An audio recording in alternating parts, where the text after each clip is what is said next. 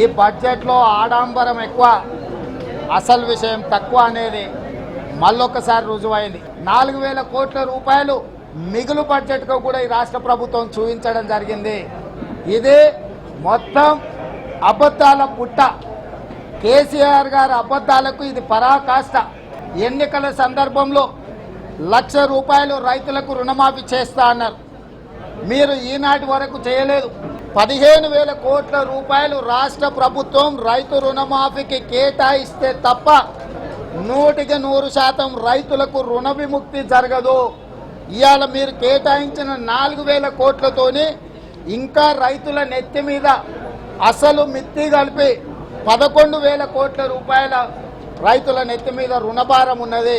KG to PG ఉచిత నిర్బంధ విద్యను అమలు చేస్తా అని మీరు విఫలం చెంది కార్పొరేట్ స్కూళ్లలో చదువుకుంటున్న ప్రతి పేదవాడికి ఫీజు రియంబర్స్మెంట్ చేస్తా అని 2 నెలల క్రితం జరిగిన శాసనసభలో చెప్పిండ్రు.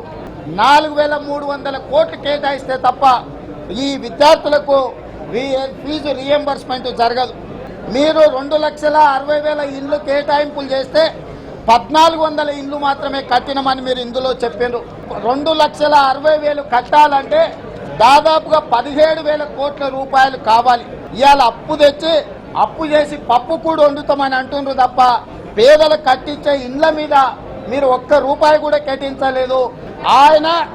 ఆయన కమిషన్లు ఇచ్చే వాళ్లకు, వాటర్ గ్రిడ్కో, లేకపోతే ఇరిగేషన్ కాంట్రాక్టర్ల కోసమో, లేకపోతే R&B కాంట్రాక్టర్ల కోసమో ఈ బడ్జెట్ ఉన్న తప్ప రైతులకు లేదు.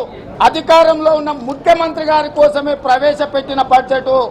ఎలాంటి సంక్షేమానికి సంబంధించిన నిధుల కేటాయింపులు లేవు కాబట్టి ఇది ఉత్త బోగస్ బడ్జెట్ అని చెప్పి తెలుగుదేశం పార్టీ భావిస్తుంది.